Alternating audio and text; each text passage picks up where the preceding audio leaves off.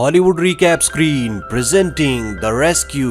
इस कहानी की शुरुआत में बर्नी नाम के एक लड़के को दिखाया जाता है जो अपने दोस्त के साथ डेट पर जाता है। वहाँ पर इन्हें दो लड़कियां मिलती हैं जिसमें से एक का नाम मेरियम होता है। बर्नी को मेरियम बहुत पसंद आती है। दोनों आपस में बहुत बातें करते हैं और बातों के दौरान बर्नी मेरियम से कहता है क्यों ना हम समंदर के सैर पर चलें। दरअसल वो एक पोस्ट गार्ड है, इसीलिए वहीं बार में बैठे एक आदमी से वो उसकी बोट मांगता है और शाम को अपने साथ मेरियम को समंदर की लहरों के बीच में ले जाता है, जहाँ पर ये दोनों एक दूसरे के साथ बहुत अच्छा टाइम स्पेंड करते हैं और ये दोनों अब एक दूसरे को पसंद करते हैं। इसी तरह से कुछ साल बीत जाते हैं और अब बर्नी और मेरियम दोनों रिलेशनशिप में हैं। ये दोनों एक दूसरे से शादी करना चाहते हैं। बर्नी मेरियम से कहता है कि कोल स्टेशन के रूल के हिसाब से मुझे अपने चीफ से इजाजत लेनी होगी, जो कि सिर्फ एक फॉर्मेलिटी है। 2 महीने बाद हम शादी कर लेंगे। मेरियम को ये सुनकर बहुत खुशी होती है। वहीं जिस शहर में बर्नी रहता है वहाँ से 12 किलोमीटर समंदर के अंदर एक बहुत बड़ी शिप है जो कि दरअसल एक ऑयल टैंक है। इसमें बहुत सारे ऑयल को स्टोर करके रखा जाता है। उन्हें पता चलता है कि समंदर में बहुत बड़ा तूफान आने वाला है और जब वो तूफान आता है तो उनके शिप में क्रैक होना शुरू हो जाता है। इस शिप का जो चीफ इंजीनियर होता है वो अपने कैप्टन को इस बात की इंफॉर्मेशन देता है और बताता है कि हालांकि हमने क्रैक को रिपेयर कर दिया है, लेकिन तूफान की लहरों की तेजी की वजह से वो ज्यादा देर तक टिक नहीं सका। हमें जहाज की स्पीड को कम करना होगा। जहाज की स्पीड कम करने के बाद भी वो कुछ नहीं कर पाते क्योंकि अब क्रैक और भी बड़ा होना शुरू हो जाता है। अब अगले पल एक बहुत बड़ी लहर आती है जो इनके शिप को 2 हिस्सों 2 टुकड़ों में बांट देती है, जिसमें शिप के कैप्टन के साथ कई लोग मारे जाते हैं। वही बर्नी को दिखाया जाता है जो अपने चीफ के पास शादी की इजाजत लेने के लिए गया है, लेकिन उसका चीफ उसकी बात नहीं सुनता क्योंकि वो बहुत परेशान होता है। वो बर्नी को बताता है कि समंदर में जो बहुत बड़ा तूफान आया है उसमें एक बहुत बड़ा जहाज डूब चुका है। इसे रेस्क्यू करने के लिए सभी टीम्स यहाँ से निकल चुकी हैं। उसका चीफ उस ऑयल जहाज के बारे में बात नहीं कर रहा होता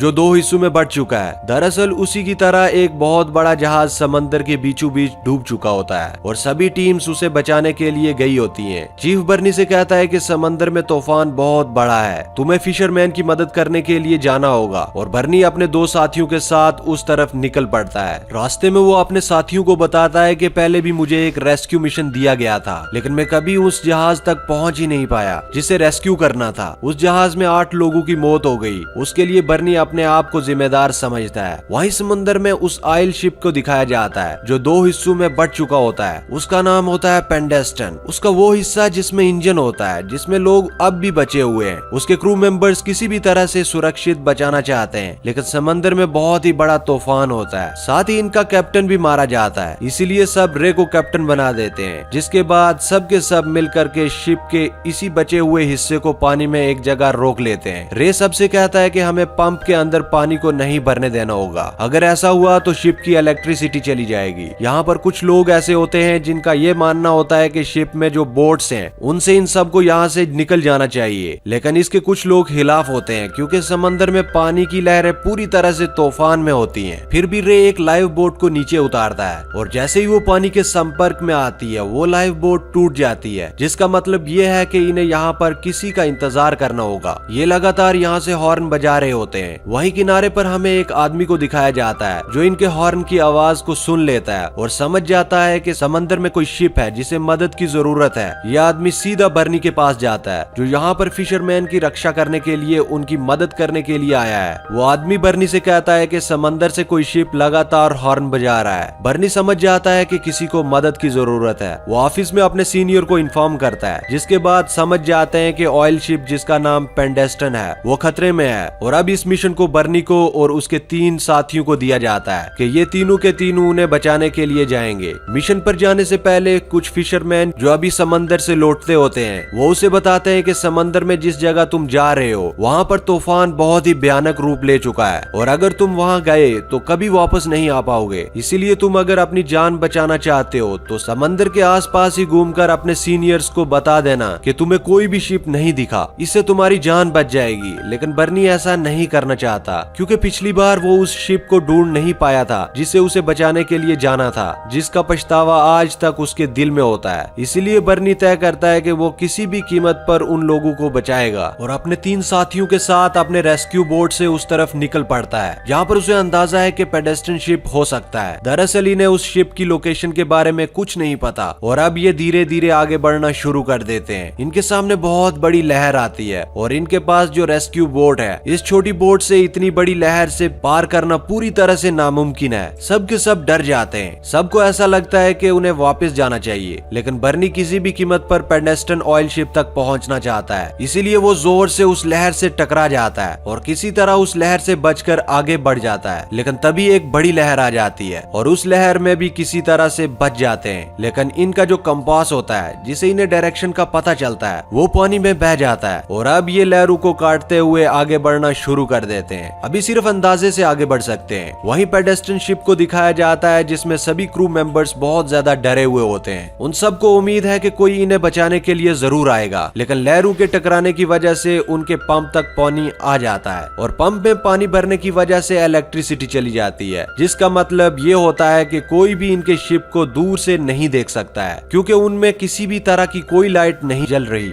सब के सब डर जाते हैं और शिप के टॉप पर आ जाते हैं। वहीं हमें बर्नी की गर्लफ्रेंड मेरियम को दिखाया जाता है, जो चीफ के पास जाती है और कहती है कि समंदर में बहुत बड़ा तूफान है, हमें बर्नी को वापस बुलाना चाहिए, उसकी जान खतरे में है। लेकिन चीफ उसे ऑफिस से निकाल देते हैं। मेरियम को इस बात से बहुत टेंशन होती है और जब वो गाड़ी चला रही होती है तो टेंशन की वजह से उसकी गाड़ी एक जगह से टकरा जाती है, जिससे वो बेहोश हो जाती है। पर जल्दी यहाँ पर एक लेडी आती है जो उसकी मदद करती है और जो उसकी फंसी हुई गाड़ी होती है उससे निकलवा देती है। वहीं दूसरी तरफ हमें बर्नी की रेस्क्यू बोट को दिखाया जाता है जो लगातार आगे बढ़ रही होती है। अब इन सब की जान खतरे में है। बर्नी के साथ ही कहते हैं कि हमें वापस लौट जाना चाहिए, क्योंकि ना इन्हें डायरेक्शन का पता है और ना पता कि वो कहाँ जा रहे हैं। लेकिन बर्नी कहता है कि हमें उन सब लोगों की जान बचानी होगी, क्योंकि बर्नी के दिल में एक पछतावा होता है कि पिछली बार वो उस शिप को ढूंढ नहीं पाया था जिससे रेस्क्यू करने के लिए उसे भेजा गया था, और ये तूफान पिछले तूफान से भी बहुत बड़ा होता है। बर्नी लगातार आगे बढ़ता चला जाता है। उसके साथी भी उसके साथ देने के लिए तैयार हो जाते हैं और जल्दी तूफान की लहरों का सामना करते हुए इनको पेडेस्टन शिप दिख जाता है। ये देखते हैं कि उसमें कोई भी नहीं है, लेकिन जब वो उसके टॉप पर देखते हैं तो वहाँ पर बहुत सारे लोग खड़े होते हैं, जिन्हें देखकर बर्नी और भी परेशान हो जाता है, क्योंकि इनकी रेस्क्यू बोट में इतनी जगह नहीं है कि सब के सब बोट में यहाँ से सुरक्षित ले जा सके। और अगर वो यहाँ पर कुछ लोगों को छोड़कर जाता है, जब तक वो वापस आएगा तो यहाँ पूरा का पूरा शिप डूब जाएगा। और अब बर्नी के रेस्क्यू बोट में आने के लिए कुछ लोग ऊपर से कूद जाते हैं। समंदर की लहरें इतनी तेज होती हैं कि कुछ लोगों की मौत हो जाती है, पर बर्नी इनमें से 32 लोगों को अपनी रेस्क्यू बोट में ले लेता है, जो कि एक बहुत बड़ा रिस्क है, क्योंकि इतना ज्यादा भार उठाने के लिए इस रेस्क्यू बोट को नहीं बनाया गया। पेडेस्टन शिप पूरी तरह से खाली होने के बाद इन सब की आंखों के सामने वही समंदर में समा जाता है, जिसका मतलब ये होता है कि बर्नी ने यहाँ पर आने में थोड़ी सी देर की होती तो ये सब के सब मारे जाते। और अब बर्नी शहर की तरफ वापस जाने लगता है, लेकिन सबसे बड़ी प्रॉब्लम ये होती है कि उसे डायरेक्शन का कोई पता नहीं होता, क्योंकि उसका कंपास खो जाता है और बिना कंपास के उसे नहीं पता चल सकता कि किस तरफ जाने से किनारा जल्दी आएगा। और अब वो अपने सीनियर्स को यानी कि चीफ को रेडियो से संपर्क करता है और उन्हें पूरी सिचुएशन के बारे में बताता है। उसके सीनियर उसके चीफ उसे कहते हैं कि तुम्हें यहाँ पर एक पास में शिप है, किसी भी तरह उस तक पहुंचना होगा और सबको उस शिप में छोड़ना होगा। लेकिन बर्नी उनके ऑर्डर्स फॉलो नहीं करता और वो तय करता है कि वो सबको लेकर किनारे की तरफ बढ़ेगा। रे बर्नी से पूछता है कि तुम हम तक कैसे पहुंचे। वो बताता है कि समंदर की लहरों की अपोजिट चलते चलते मैं यहाँ तक पहुंच गया और अब मुझे नहीं पता कि हमें कहाँ जाना है, क्योंकि मेरे पास कंपास नहीं है। लेकिन बर्नी लगातार लहरों के साथ आगे बढ़ना शुरू कर देता है और सबको विश्वास दिलाता है कि मैं तुम सबको तुम्हारे घर वापस जरूर भेजूंगा, जिससे सबके अंदर आत्मविश्वास आ जाता है, क्योंकि इतने बड़े तूफान में सब ने जीने की उम्मीद को खो दिया होता है। ये लगातार आगे बढ़ता रहता है और अब यहाँ पर मुसीबतें और भी बढ़ जाती हैं, क्योंकि बारिश होना शुरू हो जाती है, जिससे इन सबको बहुत ठंड लगती है। पर जैसे जैसे वक्त बीतता है, बर्नी के चेहरे पर चिंता की लकीरें आना शुरू हो जाती हैं, क्योंकि उसे नहीं पता कि शहर के यानी किनारे की तरफ जा रहा है या समंदर की गहराई की तरफ। पर जल्दी उसे अपने से बहुत दूर एक छोटी सी लाइट दिखाई देती है, जिससे उसके अंदर उम्मीद आ जाती है। और हमें शहर के किनारा दिखाया जाता है, जहाँ पर सभी के परिवार वाले उन्हें रिसीव करने के लिए वहाँ पर आए होते हैं। सब के सब बहुत दुखी होते हैं, जिनमें मेरियम भी होती है। और बर्नी ने जिस रोशनी को देखा होता है वो मेरियम की गाड़ी की लाइट होती है, जो उसने जला कर रखी होती है। बर्नी अब लगातार गाड़ी की लाइट की तरफ बढ़ना शुरू कर देता है। वो भी अपनी रेस्क्यू बोट की लाइट जला देता है, जिसे देखकर किनारे पर खड़े लोग बहुत खुश हो जाते हैं, क्योंकि उन्हें पता चल चुका है कि बर्नी अब रेस्क्यू टीम के साथ लोगों को बचाकर वापस आ रहा है। और जल्दी बर्नी किनारे पर पहुंच जाता है। किनारे पर आने के बाद बर्नी और उसके तीनों साथियों को बहुत तारीफ तारीफ करते हैं क्योंकि इन चारों ने छोटी सी रेस्क्यू बोट से 32 लोगों की जान बचाई थी और ऐसा इतिहास में पहली बार हुआ था। आज तक इतनी छोटी बोट से कभी भी किसी ने इतने लोगों की जानें एक साथ नहीं बचाई। ये सब ऐतिहासिक घटना है जो 18 जनवरी सन 1952 में घटी थी और जिन 4 लोगों ने 32 लोगों की जान बचाई थी उसमें बर्नी, रिचर्ड, एंडी और एरविन थे। इन चारों को ब्रेवरी अवार्ड से सम्मानित किया गया, जिसके बाद इतिहास कभी इन्हें भूल नहीं पाया। बर्नी और मेरियम जल्द यानी कि 2 महीने बाद जब उन्होंने तय किया था शादी कर लेते हैं और इसी के साथ ये फिल्म, ये कहानी यहीं पर खत्म हो जाती है। उम्मीद करते हैं कि ये कहानी आपको पसंद आई होगी। कहानी कैसी लगी ये कमेंट में जरूर बताएं। चैनल को सब्सक्राइब करें और वीडियो को लाइक कर दें।